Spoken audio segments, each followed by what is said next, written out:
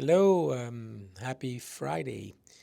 So I wanted to start these videos. I'm going to start publishing more. What motivated me is the patient's request and the questions, um, and my own interest. I've been looking for years now in the internet, and I see so much good information, so much bad information, half information, and it's just confusing. One thing says do that, the other one don't do it. So I wish I could erase everybody's mind and start from scratch. I wanted to first disclose that I cannot give you medical advice because I am not your doctor and I don't know your conditions, but this is education, hopefully information and direction, ideas that you can run by your doctor. My advice is get a good doctor, find somebody who's progressive, who wants to prevent illness, who's interested in learning, and can, in a smart way, along with you, look at all this stuff and with an open mind, but also look at the studies and data. Everything you do should be backed up by strong data. And I'm not talking the study says X or Y. You need to make sure you understand the study or whomever is helping you understands the study. It's not that hard if you put the time, but don't just try things. Don't be a guinea pig. Your body is valuable. And the truth is, most nutrients you can get from a whole diet, whole foods, basically organic, clean food, nothing processed. If you do that, you make a tremendous amount of progress and you get a lot of the benefits. There's many good foods, okay? So I will start with that and also stay active, some type of activity. There are guidelines for exercise, but make sure you can tolerate it and don't go crazy from day one. Start at the level you are and increase and improve. And we'll go over these things that I've learned about exercise. I've exercised all my life, but there's some guidelines you can follow and do it in a methodical fashion. And this is exactly what I want to do in these videos. It just gives you step-by-step process, and then you can do it yourself or do it with your doctor. But one thing I think is very important that people understand, don't rely only on your doctor. Don't just be completely dependent. You see him once a year, twice a year, however often you see him, and then that's the only time you do those changes. No, just take changes, bring it to him, ask questions, and take some ownership. Monitor your progress. There's so many ways to monitor your progress. Monitor your body. It's like a big fancy airplane that you have to monitor. You don't fly an airplane without any instruments. You got to know what's going on. So this is the purpose of this particular video today. I want you to start by checking your condition, your state, your systems, and start by asking or having done a series of blood work. There will be other tests that I will recommend, but this is just blood work. So this is the list that I tell my patients and I do myself. How often? Well, it depends. At least once a year, maybe twice a year. If there's any change in your health, more often.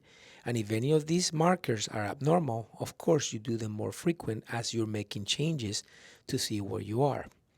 Don't go crazy taking pills and things, just start one thing at a time. Otherwise, it gets confusing. And some of these supplements can be very, very potent. So don't go taking supplements blindly. Start with the one thing at a time. And I will start by fixing what's wrong, if anything's wrong, and then optimizing what's good, and then correcting whatever was wrong and giving it time. And then you monitor it. That way you don't waste your money or time. So this is the blood work. CBC, BMP, liver enzymes, a lipid profile, and include something that's not common. It's called ApoB, APOB. It's fairly new. It's not new discovery, but it's been used more frequent now, and it's used to monitor cholesterol. ApoB is apolipoprotein B, and lipoproteins are the vehicles that cholesterol is transported. That's why HDL low and LDL HDL is high density lipoprotein. So cholesterol is one, and these are lipoproteins. So ApoB measures all of them. It's a much more accurate and better measure of the control of your cholesterol. And cholesterol lowering is very important, either naturally or medication, to prevent cardiovascular disease.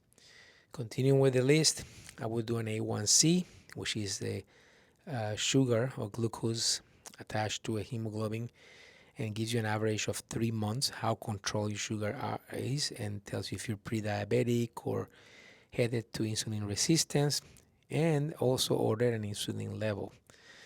Every test I've mentioned so far should be fasting, because that gives you the best numbers. And how many hours? I prefer 12 hours, but minimum 8.